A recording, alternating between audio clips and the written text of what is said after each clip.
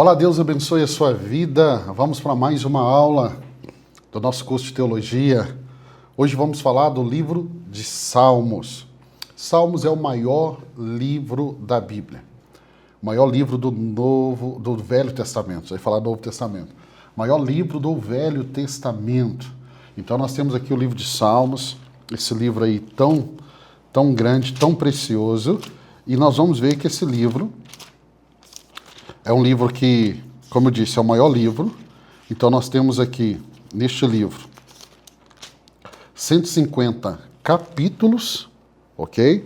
E vamos mergulhar nesse livro porque ele traz informações muito preciosas de como funcionava a liturgia dos cultos, a liturgia do antigo Israel. O livro de Salmos, ele é uma expressão de louvor, uma expressão de oração e revelação messiânica também, porque nós vamos ver que neste livro nós temos vários apontamentos para a pessoa de Jesus Cristo. Né? Queremos falar um pouco aqui sobre a autoria desse livro, a estrutura literária e a estrutura teológica, ok? E vamos fazer aplicações práticas que com certeza vão ajudar muito a sua vida. O livro de Salmos, eu gosto de chamá-lo como livro dos louvores. O livro de Salmos, eu não sei se você que está acompanhando essa aula, você é antigo na caminhada cristã, mas a gente tinha os hinários. As Bíblias vinham com o cantor cristão. Ele é isso, ele é um hinário. São 150 canções, orações, que realmente vai nos falar da realidade do Israel antigo. Por exemplo, se nós pegarmos o Salmo 90, quem que é o autor do Salmo 90? Moisés. Então nós temos Moisés aqui na história. Imagina a linha da história, que Moisés. Se nós pegarmos o Salmo 137, que ele vai dizer, junto aos rios da Babilônia, nós nos assentávamos e chorávamos, está falando do período do exílio. Então, este livro, com 150 cânticos, ele foi escrito ao longo aí de cerca de 1000 anos. Então, é um livro que fala do período de Moisés até o período ali do cativeiro da Babilônia e pós-babilônico. Então, ele reflete muitas emoções, porque nós temos aí 1000 anos de histórias e as canções que são escritas vai nos falando desses momentos da história. Eu falo dessas emoções desse livro, porque é um livro que retrata as emoções humanas, porque ele fala de alegria, ele fala de tristeza, ele fala de confiança, de arrependimento, de esperança, ok? Esse livro, a gente pode dividir ele em categorias, ok? Nós temos salmos de louvor, salmos de lamento e salmos de ação de graça. Então nós temos salmos de louvor, salmos de lamento e salmos de ação de graça. Os salmos, o que ele nos ensina? Que a adoração a Deus não depende das circunstâncias, mas ela deve ser uma resposta ao caráter imutável de Deus. Vamos lá, vamos falar dos autores desses salmos. 73 são chamados de salmos davídicos, salmos de Davi, ok? Davi é o salmista que mais escreveu aqui salmos. Muitos dos salmos de Davi são salmos de louvor, salmos de arrependimento, ok? Além de Davi, nós temos Asaf, com 12 salmos. Asaf, ele é um dos líderes do louvor no templo. Nós temos os filhos de Corá, os coraitas, com 11 salmos. São salmos de exaltação e confiança em Deus. Salomão vai escrever 2 salmos, salmos que vão refletir sabedoria e realeza. E temos outros autores, como o Salmo 90, que está em Moisés, Salmo 89, que é Etan, Salmo 88, Emã, ok? Além de alguns salmos anônimos, onde os nomes não são citados. O livro de Salmos, nesses 150 capítulos, como que ele é dividido? Ele é dividido em 5 livros. 5 livros, ok? Então, esses 5 livros é um apontamento para muitos estudiosos dos 5 livros da Torá. Os 5 primeiros livros da Bíblia que você estudou aqui com o professor Alberto. Então, vamos lá. O primeiro livro é o Salmo 1 ao 41. Qual que é a ênfase neste primeiro livro? A soberania de Deus. Então, pastor, você está falando de 5 livros. Isso. Os Salmos é um livro só, mas a organização dele no primeiro livro, a ênfase é na soberania de Deus, do Salmo 1 ao 41. O segundo é o Salmo 42 ao 72. São reflexões sobre sofrimento e redenção. O terceiro é do Salmo 73 ao Salmo 89, e é a confiança em Deus em meio à crise. O quarto é do Salmo 90 de Moisés até o Salmo 106, que aponta para o governo eterno de Deus.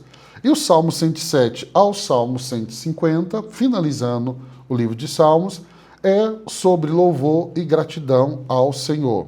Então, este salmo, como nós chamamos, o saltério, ele é um compêndio teológico prático. Então, nós temos aí vários autores ao longo de 1000 anos que são juntados esses ensinos, ok? Estes salmos, né? Que nos mostra como que o povo de Deus no Israel antigo se relacionava com Deus.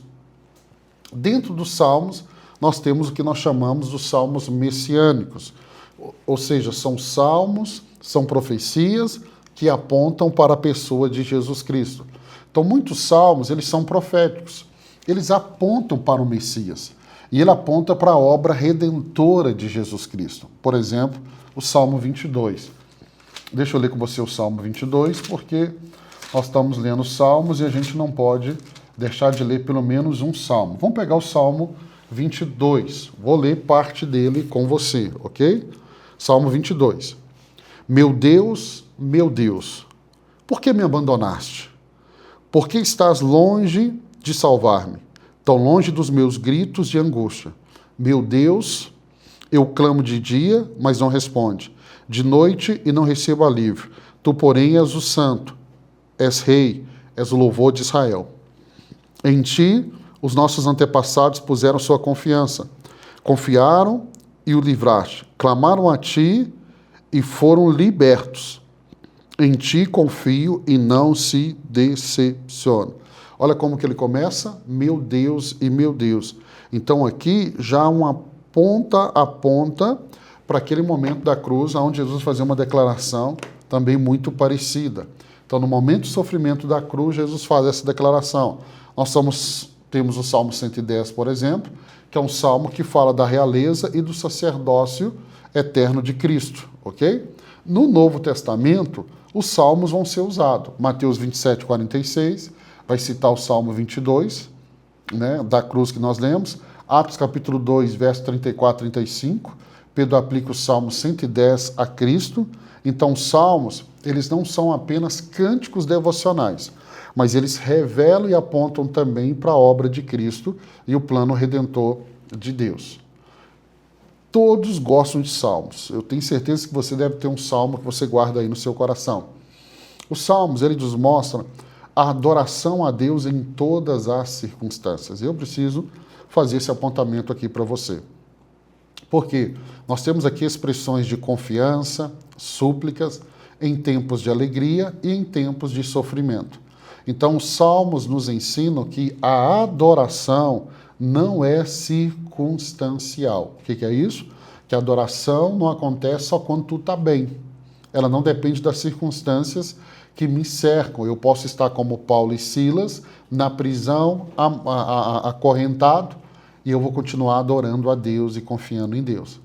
Então, os salmos, temos ao longo deles alguns salmos que chamamos de salmos de confiança.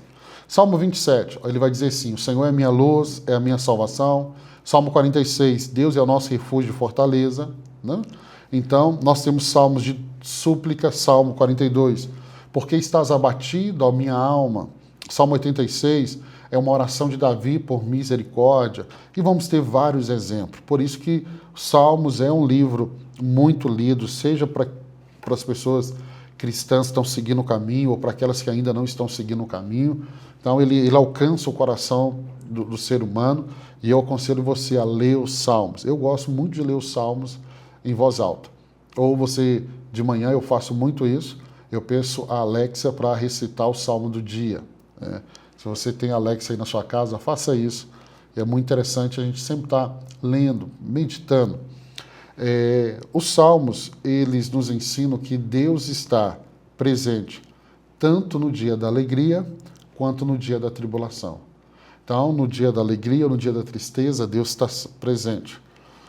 Os Salmos nos mostram algo que é muito lindo, que é a centralidade de Deus ao longo desses Salmos. Então, os Salmos apontam para o seu caráter, para quem Deus é, apontam para as suas ações, celebram as ações de Deus e trazem isso como uma fonte de segurança e uma fonte de alegria. O foco dos Salmos não está no homem, mas está em Deus e em a sua glória. Vou repetir, o foco dos Salmos não está no homem, o foco dos Salmos está em Deus e a sua glória. Aqui na igreja eu tenho falado, nas músicas nossas que estão sendo compostas, eu tenho falado que nós temos que olhar para os Salmos e entender que quando formos compor uma música que seja para a congregação, para cantar na igreja, nós temos que seguir essa dinâmica aqui dos Salmos, onde o foco não é o ser humano, o foco é Deus, o foco sempre é Ele. Então, por exemplo, Salmo 19, nós temos aqui a criação e a lei que revelam a majestade de Deus. Salmo 46, Deus é o nosso refúgio e fortaleza. Né? Então, o Salmo 47 mostra Deus como um rei soberano. O Salmo 91, Deus como um refúgio para os aflitos. Salmo 16, Deus como fonte de vida e alegria. Então, entenda, a adoração verdadeira deve estar centrada em Deus, nunca no homem. Desconfie de toda teologia, de todo pregador ou de todo cantor, onde ele coloca o homem no centro. Eu sei que essas mensagens tocam no nosso coração. Eu sei que você arrepia com esses pregadores que diz aí, começa aí lindão e pega você e coloca no centro, como se você fosse a figura e Deus tem que fazer tudo para você, mas você está estudando teologia. Você está estudando teologia. E você está estudando teologia para você não ser enganado. O centro não é você. O centro não é o homem. O centro é Deus. Então, a adoração verdadeira deve estar centrada em Deus, em Deus. Nunca nas nossas emoções, nunca nas nossas necessidades. Quem está no centro é Deus, e não o homem. Não o homem, não o homem. Deus. E é isso que os Salmos nos mostram. Eu vejo os Salmos trazendo também uma relevância espiritual muito grande. Porque o impacto dos Salmos na vida devocional e na vida comunitária é muito forte. É muito forte. Porque é muito claro ver a vida devocional nestes Salmos. Porque os Salmos são modelos de oração, são modelos de meditação, são modelos de canções. Então, eu olho para o Israel antigo, né, e vejo como que eles faziam as suas orações, como que eles faziam as suas meditações, as suas canções. É um salmo comunitário, porque muito destes salmos eram usados no culto do templo. Então, nesse culto comunitário, onde todos participavam. Por isso que isso é tão importante dentro da liturgia cristã. Quando eu olho os salmos, não tem como eu não associar os salmos e a igreja. Eu te explico. Os salmos inspiram hinos e cânticos da igreja ao longo dos séculos. Então, nesses 2000 anos de história da igreja, os salmos têm inspirado hinos e cânticos, cânticos que são entoados nessa vida comunitária. No Novo Testamento, os salmos são citados mais de 100 vezes. Aí nós vemos a importância dos salmos. Então, os salmos permanecem sendo uma ferramenta essencial para a edificação espiritual de cada indivíduo e da comunidade, da igreja. Por quê? Porque nos ensina a adorar a Deus, a confiar, a clamar a Deus. Então, como pastor de uma igreja local, eu sempre oriento as pessoas em um momento de dificuldade a ler uns salmos, a ler em voz alta, a fazer uma declaração. Quem é aqui da Igreja Batista Imagine nos acompanha, vai ver a pastora Eliane sempre fazendo declarações. E volta e meia ela faz essas declarações da palavra de Deus usando os salmos. Então, se você quer declarar a palavra de Deus, use os salmos, porque são declarações fortes. E como eu disse, os salmos falam dessa condição humana. Fala de um momento de tristeza, um momento de angústia, um momento de espera. Momentos que eu e você vamos passar nesse mundo. Vamos passar. E aí, eu quero terminar te lembrando de algumas coisas que eu falei aqui. Que os salmos, eles expressam adoração. Os salmos expressam lamento. E, gente, eu gosto muito. Porque tem salmos que você vê, por exemplo, o Salmo de Davi, você vai falar assim, meu Deus, o coração de Davi está azedo. Ele vai fazer declarações nos salmos assim, contra os inimigos dele, falando assim, Deus, mate os meus inimigos, mate a casa deles, os filhos dele, que falte pão na mesa dele. Então ele mostra o ser humano num momento de dor, de fragilidade, e eu gosto muito disso, porque nós temos hoje um ensino, muitas vezes, colocando o ser humano numa condição que o próprio Deus não coloca. Então, assim, há o lamento, um lamento porque Deus não está ouvindo, porque Deus está em silêncio, porque Deus não está respondendo, mas há também tantos momentos de gratidão. Então ele mostra a realidade humana. Tem momentos de lamento, mas tem momentos de gratidão. Esses salmos foram escritos por Davi, foram escritos por Asaf, Salomão, Moisés, os filhos de Corá, os coraitas e tantos outros. Outra coisa que nós vemos aqui de forma muito clara, né, é que muitos salmos desses são messiânicos, eles apontam para Cristo, e estes salmos ele nos ensina a adorar a Deus em todas as circunstâncias. Então, quando eu leio os salmos, eu percebo uma mensagem muito clara. Ele está colocando Deus no centro, a centralidade em Deus e na sua soberania. Então, para a vida devocional, para a caminhada cristã, os salmos são essenciais. E eles são essenciais para a vida em comunidade, a vida comunitária. Porque, volta e meia, canções que nós cantamos em nossos cultos são os salmos. Então, durante essa semana, escolha alguns salmos, como o Salmo 23, que é muito lindo, o Salmo de Davi, no Salmo 51, Salmo 110, que fala da realeza de Cristo, e leia esse salmo em voz alta. Se você quer aprender mais os salmos, no desafio da Bíblia, de ler a Bíblia em um ano, eu li os salmos, expliquei os salmos, e aí não foram 3 capítulos, foram 6 capítulos. Então, no YouTube você encontra essas aulas e você pode mergulhar mais profundamente em cada um desses salmos. Quero abençoar a sua vida. Terminamos mais um livro poético e amanhã, se Deus permitir, nós vamos estudar juntos o livro de Provérbios.